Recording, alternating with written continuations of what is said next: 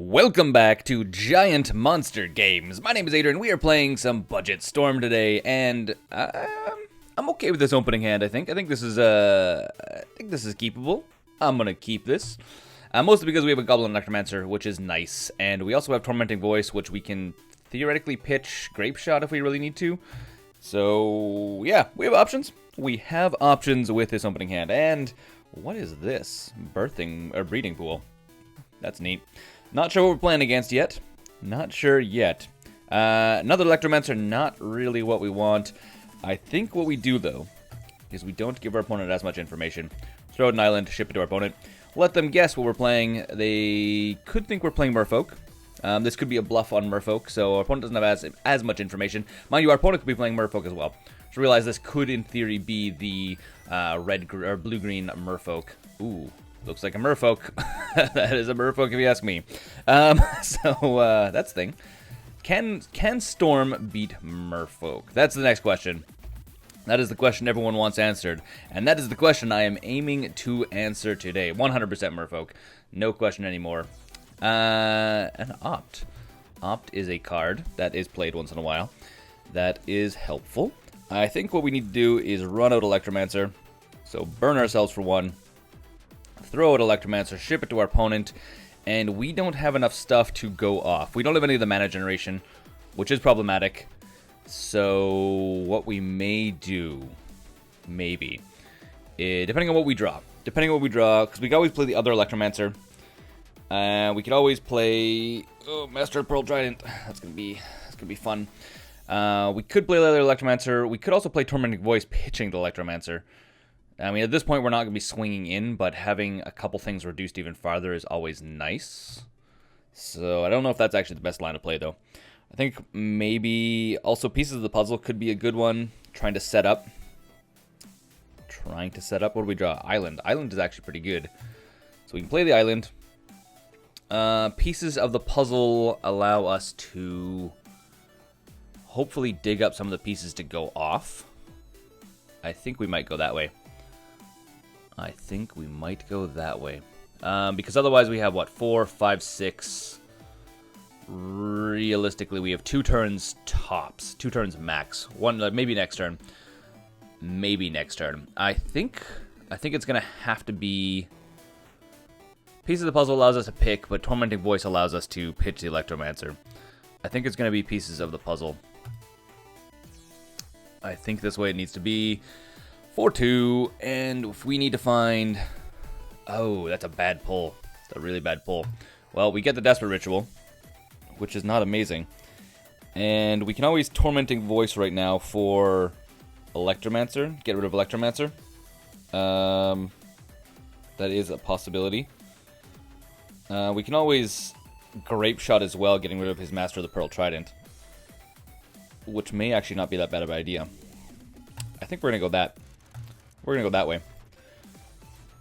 Just because it'll save us. It may give us an extra turn. I mean, like an full extra turn.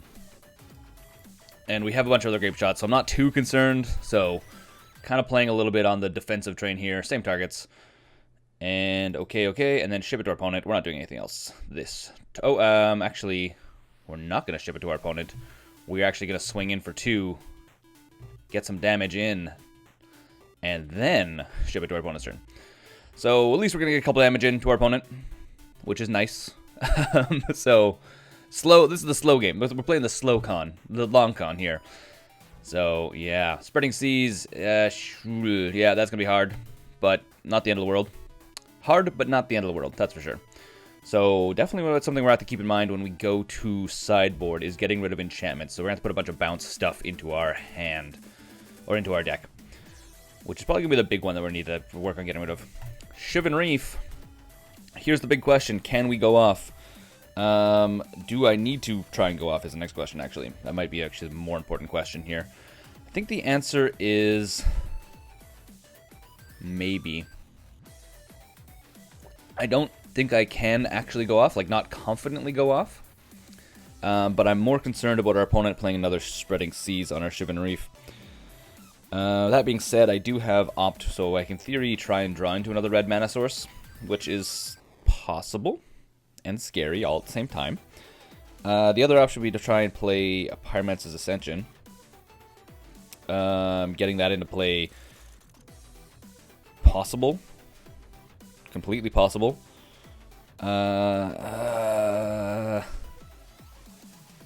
Or we can play...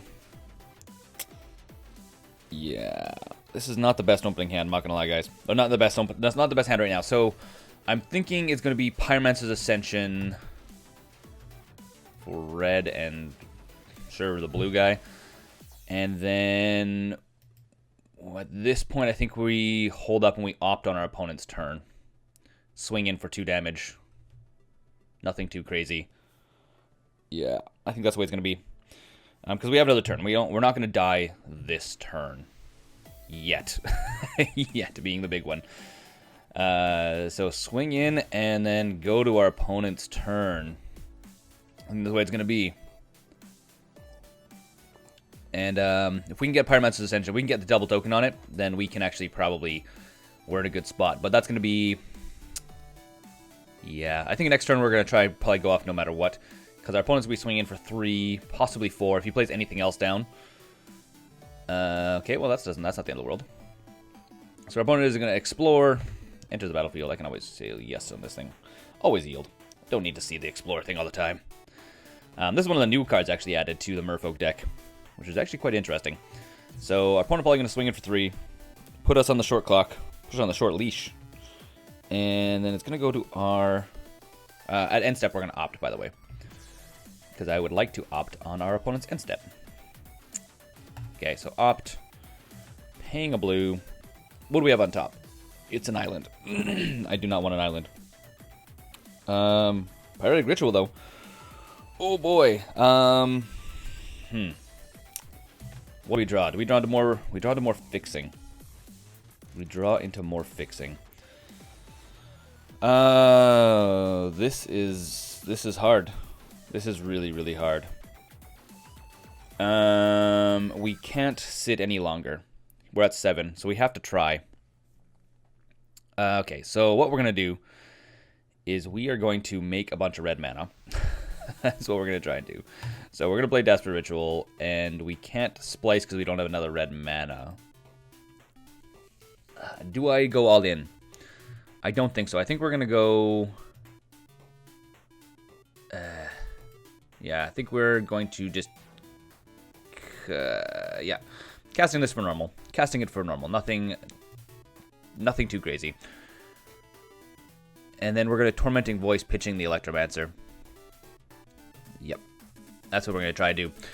So we're going to try to do. So, Tormenting Voice, using one of the red mana, discarding the Electromancer. It depends what we draw into. We don't draw into anything. Nothing. We drew into nothing. That's a thing. That's a thing that happens once in a while. Well, that means we ship it to our opponent's turn.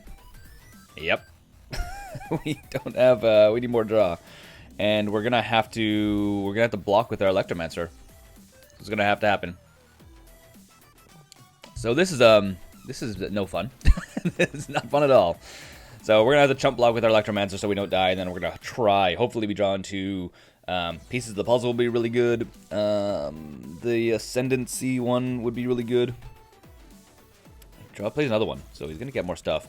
What is it? Actually, Ideas Unbound would be like the perfect draw right now. If we draw into Ideas Unbound, which is like surprisingly low percent, we have 4 in 40, so we literally have a 10% chance of drawing into Ideas Unbound. So that's a thing. And our opponent's obviously gonna swing at both these guys. We're gonna have to chump block with the Electromancer, which is not always the best bet. So you have to block here, otherwise we die. And then we will see. We'll see what happens. Do we draw Past in Flames? Past in Flames can work. Past in Flames definitely can work. I think we go for it. I don't think we have any other option. So it's going to be Pyretic Ritual for the red. And I guess this one here? Okay. So there's Pyretic Ritual. Then Desperate Ritual. And do we cast and splice? I think We cannot cast and splice. Oh, we can cast. I don't think casting and splicing is a good idea. I think it's going to be cast normally for just a red. And always yes. Always yield. Okay. Yes. Next Pyretic Ritual. Paying with the mana again from our mana pool. He has 2 triggers on it now, so when we play Desperate Ritual, we're going to get a double extra trigger on it. The big one's going to be drawing. That's actually my concern. Drawing right now is going to be the hard one. So yeah, pay for 1. We get double triggers. Oh boy. Oh boy. This is, we're going to see. Yes, always yes. Okay. Okay, so we have a bunch of mana now. Past in Flames for its playing it for its normal cost here. We get to play it twice though. Isn't that amazing? So sure, we'll play it twice. It doesn't add to our storm count. Copies don't add to your storm count, for the record. And now we need draw. So I think it's going to be Pieces of the Puzzle. Is it Pieces of the Puzzle? Pieces of the Puzzle cost 3. That leaves us, so we'll do Pyretic Ritual. Yep. And I need to set this always to yes. Always yes. Always yield. I don't need to be trying to click through that. That's going to take us tons of time. I'm already, like, burning my clock pretty aggressively here. Okay. We get a bunch of mana. Pieces of the Puzzle. So blue, 2 from our mana pool here. We're going to do it twice, which is nice. So Ideas Unbound, Ideas Unbound. We need one other blue. That's the problem. We need Pieces of the Puzzle opt. I think we Pieces of the Puzzle again. So blue and 2 from our mana pool. I think we're gonna get there, guys. I think we got this. It was my brain hurts like nothing has ever hurt before, but I think we got there. Because I think we're gonna be able to get, we should be able to get to 15 on the Grapeshot and a more Manamorphose. There we go. Manamorphose and sure, Pyretic Ritual, I guess. Doesn't really matter at this point. So Manamorphose, red, 2 draw, bunch of extra mana. We're gonna get blue because blue would be really good. So it's gonna be blue, and then blue again, and then Pyretic Ritual, spending the red, getting a bunch of red, and we're at 10 so far. So we need to keep going. We need to just play a bunch of stuff now. So I might as well play the Pyretic Ritual. Yes. So we got our opponent. We just need to get there now. That's the only thing. Desperate Ritual, just getting a bunch of mana. Yep. So we're at 12. So we need to play another couple spells. Might as well. Oh, our opponent knows we got it. So because we can just play the Grapeshot from our graveyard as well. Okay, begin sideboard. So first game was good against the Merfolk, green-blue Merfolk. Mind you, he didn't seem like he had the best opening hand. So that is a thing. I think we need to throw an Echoing Truth, which will be good technically against him. Does he have Graveyard Wipe? Potentially. Because of that, I think we're going to throw in 2 Empty the Warrens. And we're actually going to take out Grapeshot for it. And we're also going to take out a single Past and... actually, no. I learned my lesson from last time. Don't take out Past and Flames.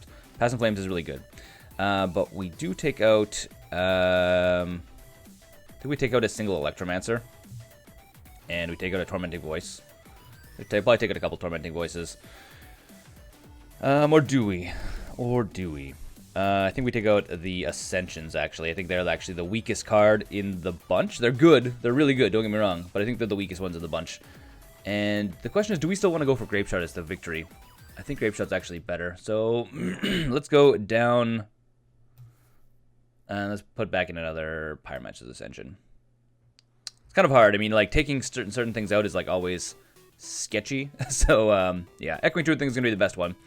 Because in theory, we'll be able to bounce his Spreading Seas, we'll be able to bounce most of his creatures that are going to be doing things. So we can at least, like, slow his tempo down.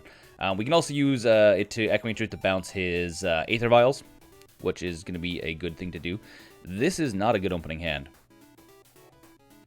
This is the exact problem with a budget version of Storm, is we don't have the good mana base, so double islands for turn 1 is super risky. We are on the draw.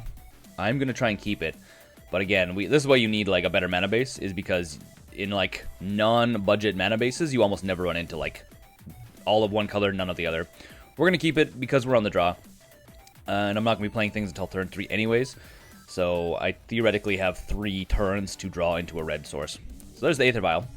So in theory, we're going to be able to Echoing Truth the Aether Vial maybe on turn 2? Past in Flames, that's not a card I want to draw into. Not even in the slightest. We're not in a very good position on this one. Double Past in Flames? Ugh. So yeah, the big thing about Aether Vial is we're going to have to try and bounce it probably... Does he have another land? Does our opponent... Oh, he does have a land. Okay. I was like, did our opponent miss a land drop? That's crazy. So we're probably going to try and bounce the Aether Vial once it's... Ooh, Relic. Relic is also a thing. So we're not going to be relying as... Oh, I should have taken a Past in Flames simply before Relic, because I knew they would probably put in Relic or something of the sort. Well... I think we Baral. Might as well Baral. And then we're probably going to opt... probably on next turn, depending what we draw into. We'll probably do it on our main step, to be quite honest. We don't have enough to go off either right now. So, beginning of our opponent's turn, they get another counter on Aether Vial. Aether Vial is amazing, by the way. If they're putting on 2k. So Aether Vial basically allows you to cheat in creatures, and you get creatures at instant speed. So it is amazing, especially in like Death and Taxes, or in Merfolk, because Merfolk you can kind of cheat in free creatures, which is really good. Because Merfolk is totally a kind of a tempo deck, so you're trying to like do things a little bit faster than your opponent. Do I just chump block? I think the answer is yes. I mean, it's not like Mutable has... Oh, no, he's going to cheat in something right now. Well, we don't have a response to that, so Mutabolt's going to swing in for 3, and he's going to play a Lord. Yeah. So, I think we might opt and then Echoing Truth the Aether Vial. Maybe. Depending, if we draw land. So, let's find out. And we need a red source. Shivan Reef is a red source. Do we have enough to go off? We don't. We don't have any draw. We have opt, which isn't really draw. It's not a very good draw. We do have Echoing Truth, though, so we can always Echoing Truth the Aether Vial away. It's not like the best plan, but it is a plan. It would slow our opponent's tempo down, that's for sure. The other option is, in theory, we can also try and Relic. Actually, you know what? I can just opt right now. I'm just going to opt right now. Because right now, Echoing Truth only costs 1 blue, so even if we don't get a good opt, we can always still Echoing Truth. Still Echoing Truth. The big thing right now, this is my actual concern, is that our opponent may turn a red source into a blue source, aka Spreading Seas. So that's not going to be very fun. So that's the one thing we're kind of worried about. Depends what we draw into here. We have enough mana fixing that we should be good. Pieces of the Puzzle is really good, but on top of library. I'm going to draw that. Unfortunately, the Pieces of the Puzzle is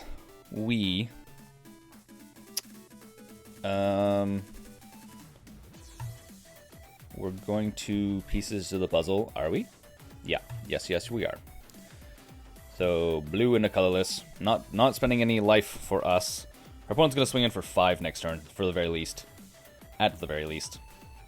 So, we have another 2 turns. Ooh. Ideas Unbound is definitely something we need. Grapeshot. I think having more mana might be better. So, I think we're going to go with the more mana plan. And then we ship it to our opponent, not doing anything else. Yes. Exiles a card from their graveyard. Sure, an island. I'm fine with exiling an island. And then we're just going to ship it straight through our opponent's turn. We're not doing anything here. So we're going to try go off next turn. Assuming our opponent doesn't turn our red source into a blue source. So assuming they don't Spreading Seas us. If they don't Spreading Seas, we're going to try and go off. Drawing 3 cards. We have a ton of mana. We have a ton of mana. And they're going to put a creature into play, sure. Yeah. Because Ideas Unbound is going to allow us to draw a bunch of cards, which is always good. Drawing 3 cards usually is enough to go off. I mean, ideally we would want one more, form of drawing, but we don't have it. But yeah, okay. Manamorphose would also be really nice right now. So it's gonna be 3, 4, 5. Next turn is gonna be 3, 4, 5, 6, 7, 8, 9. Assuming they don't have another Lord, which is completely possible. So here comes the Pain Train. Oh, he's only swinging for 3 because we have Baral. We can just chump.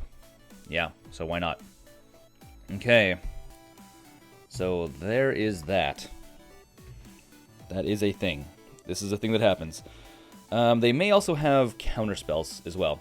So this is something to keep in mind, is because they are playing a blue deck, they may have just put in a bunch of Dispels or other things. Or they can also play Curse Catcher, which is basically a counter spell on a stick.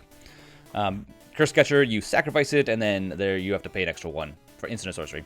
So it basically makes anything cost 2, so it costs the normal price, normal cost.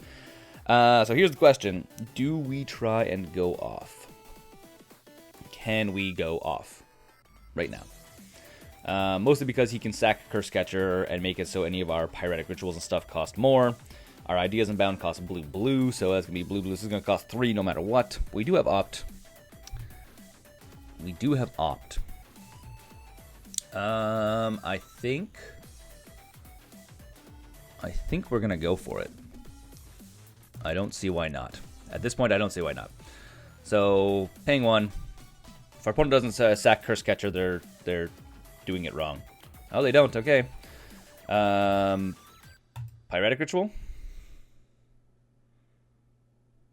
Does our opponent do it? Our opponent let us have it. Opponent lets us have it. Ideas Unbound.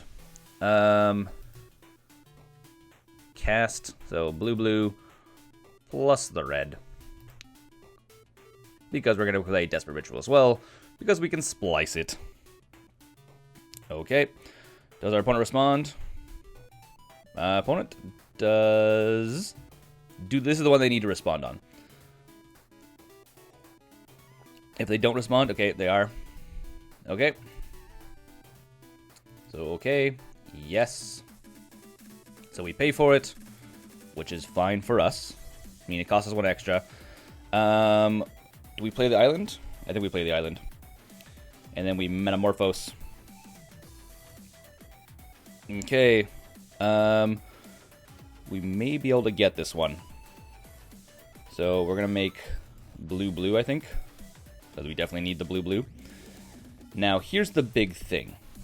If we play Past in Flames, our opponent's going to wipe our graveyard. Which is actually not a bad thing.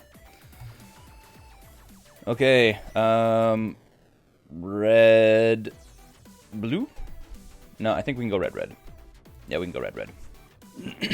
So we're trying to do Past in Flames now, so our opponent will crack Relic right now.